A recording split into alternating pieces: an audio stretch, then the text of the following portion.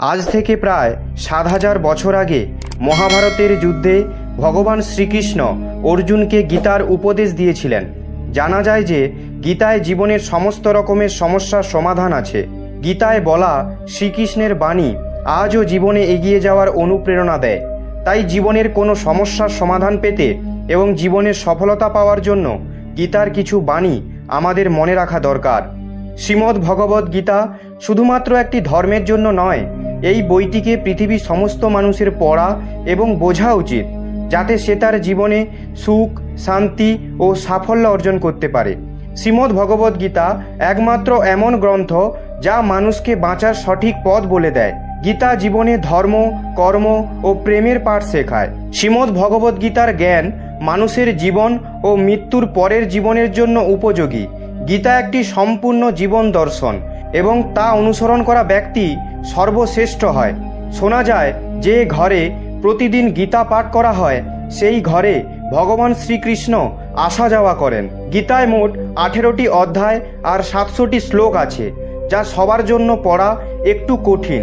তাই আজকের এই বিশেষ ভিডিওটিতে আমরা শ্রীমদ্ ভগবদ্ গীতার 251টি শ্লোক সম্বন্ধে কথা বলবো, যা শুনে আপনি শ্রীমদ্ ভগবদ্ গীতার প্রকৃত অর্থ জানতে পারবেন। এই জন্য এই কথাগুলি আপনি প্রতিদিন রাতে ঘুমানোর আগে অবশ্যই শুনুন। তো চলুন জানা যাক শ্রীমদ্ ভগবদ্ গীতার 251টি শ্লোক সম্বন্ধে। ভগবান শ্রীকৃষ্ণ বলেন, যেরকম অন্ধকারে আলো উজ্জ্বল হয়, ঠিক তেমনই সত্য সবসময় উজ্জ্বল হয়। এই জন্য মানুষকে সবসময় সত্যের পথে চলা উচিত। আত্মা অমর, আত্মাকে অস্ত্র দিয়ে কাটা যায় না, অগ্নিও তাকে জ্বালাতে পারে না, জল তাকে ভেজাতে পারে না, এমনকি বায়ু তাকে শুকনো করতেও পারবে না। মৃত্যু একটি অপরিবর্তনীয় সত্য, যা কখনো বদলানো যায় না।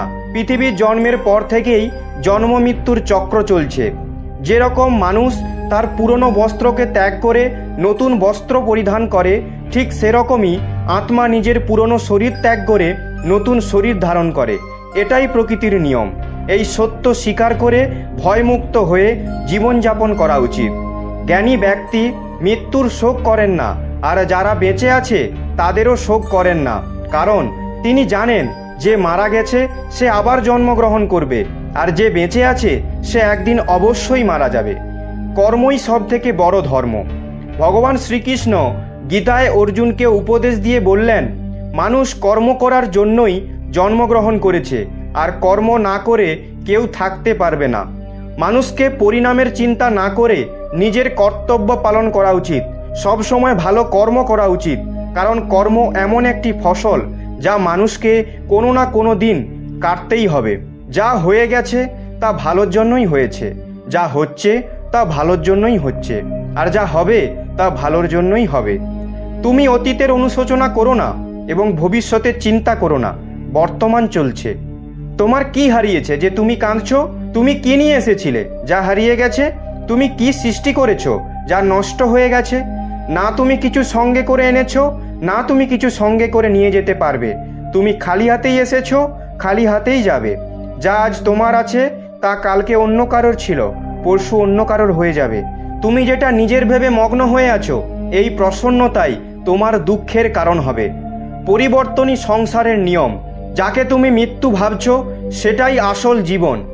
এক মুহূর্তে তুমি কোটি লোকের স্বামী হয়ে যেতে পারো, এক মুহূর্তে তুমি দরিদ্রও হয়ে যেতে পারো।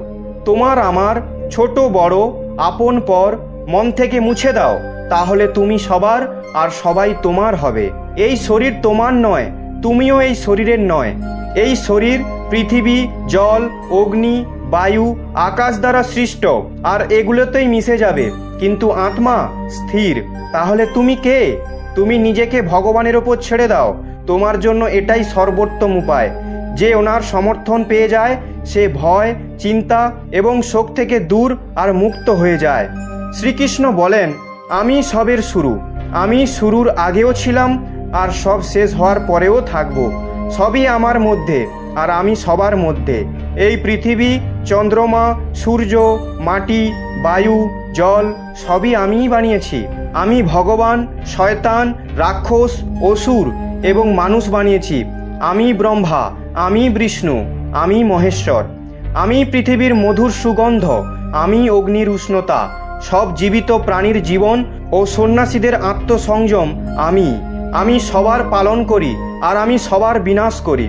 আমি পৃথিবীর সমস্ত প্রাণীদেরই জানি, কিন্তু বাস্তবে আমাকে কেউ জানে না।